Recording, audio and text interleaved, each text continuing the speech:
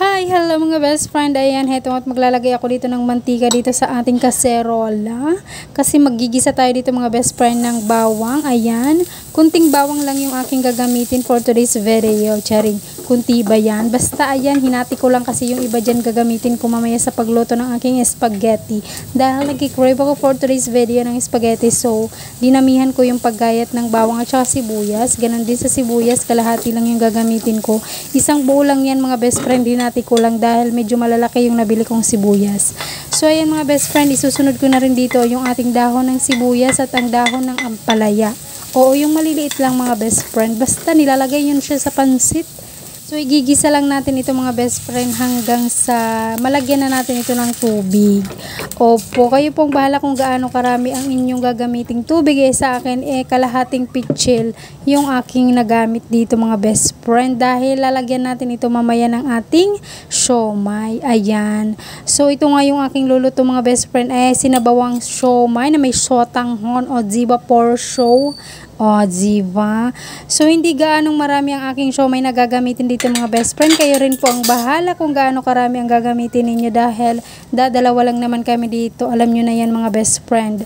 So, ayan, maglalagay din ako dito mga best friend ng magic sarap para mas lalong sumarap ang aking niluluto at magustuhan ito ng aking Junakias.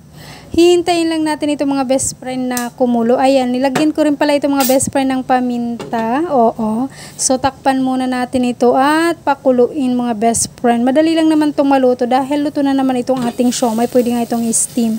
So, dahil gusto kong sabuan, ayan, kumukulo na siya mga best friend. So, paghiwa-hiwalayin lang muna natin itong ating siomai mga best friend dahil hindi ko na nga ito napaghiwa-hiwalay nung kinuha ko. So ayan, paghiwa-hiwalay muna natin mga best friend para mamaya pag kainan na madali lang siyang isa-isahing isubo. O diba?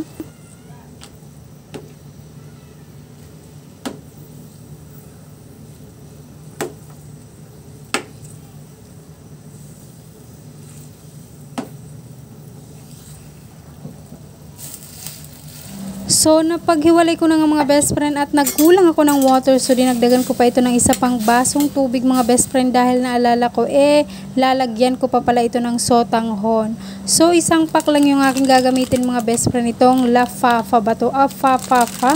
Basta ayan siya mga best friend. Nabili ko lang yan sa palengke. Opo.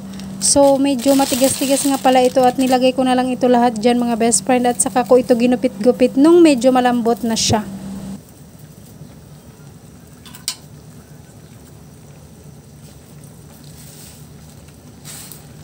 Ayan, nilublob ko muna siya at pagkatapos niya ginupit-gupit ko nala para maghiwa-hiwalay man lang siya mga best friend. Alangan pa naman kainin mo yan, apakahaba.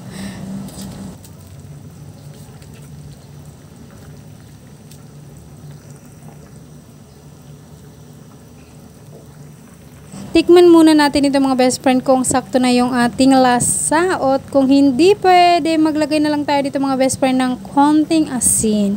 O diba, tansya lang mga best friend, huwag masyadong marami at baka maging maalat ay hindi tuloy ito mahigop.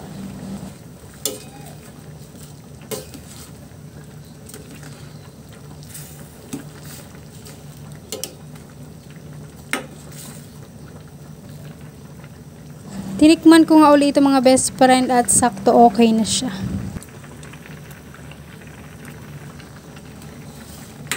Okay na. Luto na siya mga best friend. Kain tayo. Sarap. Okay. Thank you for watching. Don't forget to follow, subscribe. Bye!